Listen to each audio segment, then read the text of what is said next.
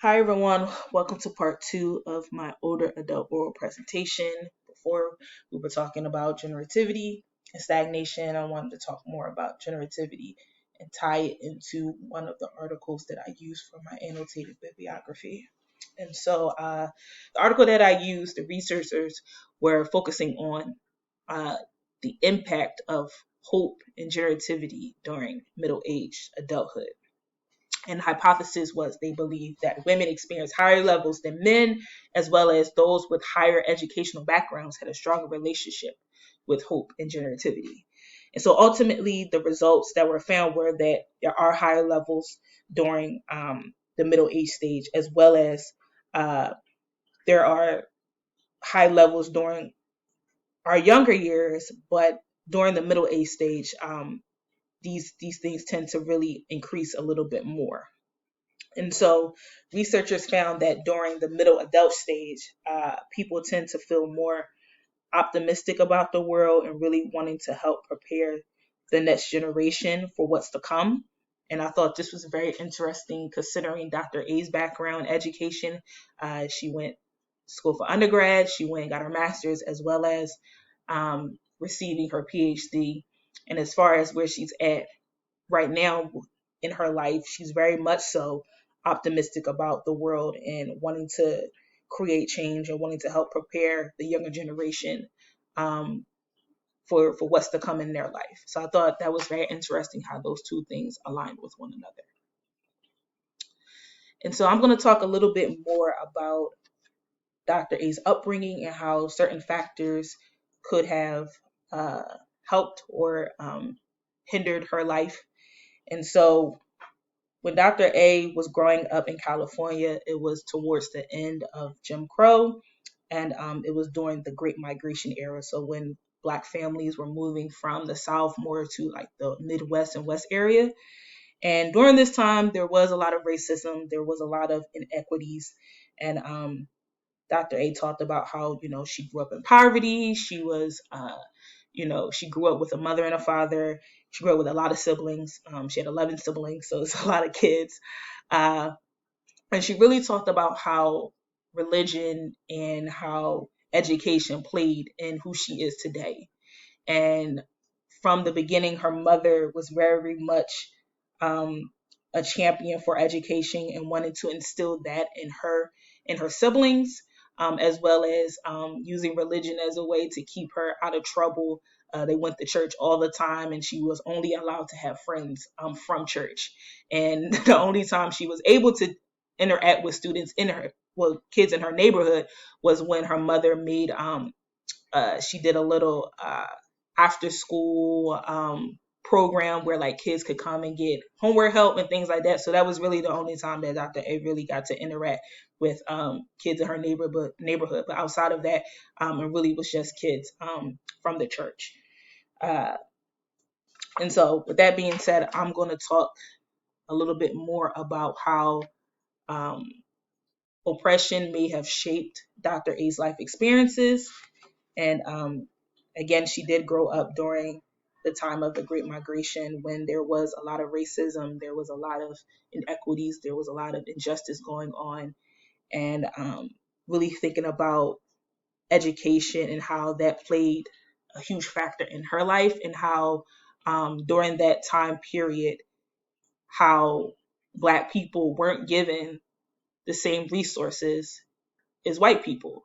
And so looking at that time and really thinking about all the things that were placed in Dr. A's life to where she's at right now, if those opportunities were not given, I truly believe she may not have gone to college, and I feel like because her going to college and going to get her undergrad and her master's and her PhD really did help shape who she is right now, because her daughters right now are both um, one's a lawyer, one's a doctor, and helping to instill the value of education in them. And so I think, her mother played a huge part in that, but ultimately being able to have those opportunities really shaped who she is now, but truly believing that if those opportunities were not present for her as well as other Black people, she may not be where she is right now in life.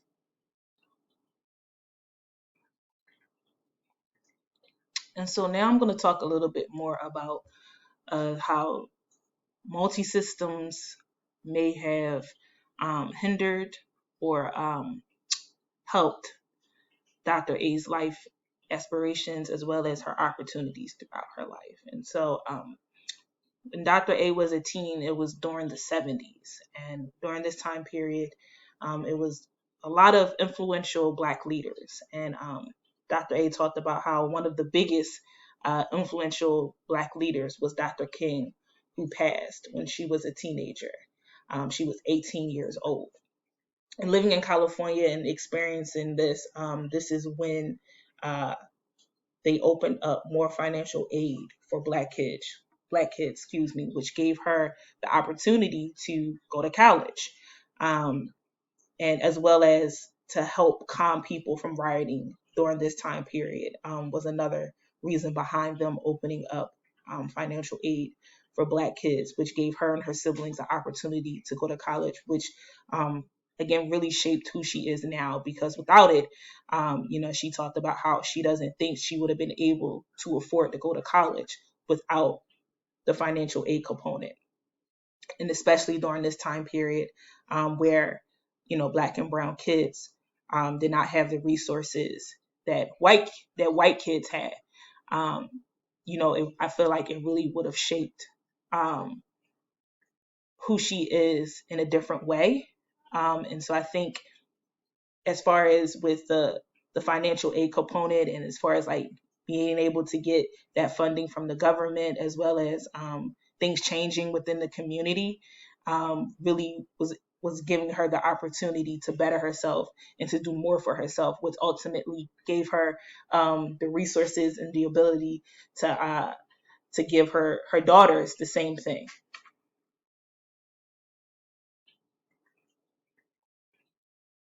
And so now I'm going to talk a little bit more about the second theory that I chose to talk more about Dr. A's life experiences. And this is uh, ecological theory.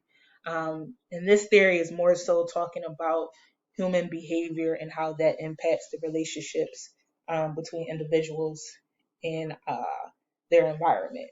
And so when we're thinking about ecological theory, we're talking about that micro, meso, exo, and macro system. And for me, when thinking about this, I really wanted to think more about currently um, the stage that Dr. A is in and how that has impacted her as a whole, and thinking about all these systems, especially during the pandemic.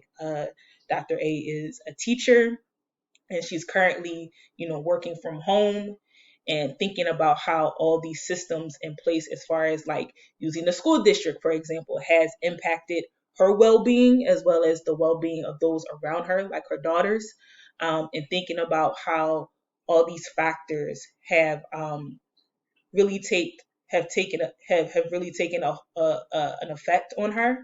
um, and so really thinking about for me, not as much as the beginning years, but as far as the years right now where she's at, thinking about the systems that have been placed, these laws, and just like her cultural beliefs as well, thinking about the things that she holds dear to her heart and how those things have shaped who she are right now, currently, I thought was very interesting.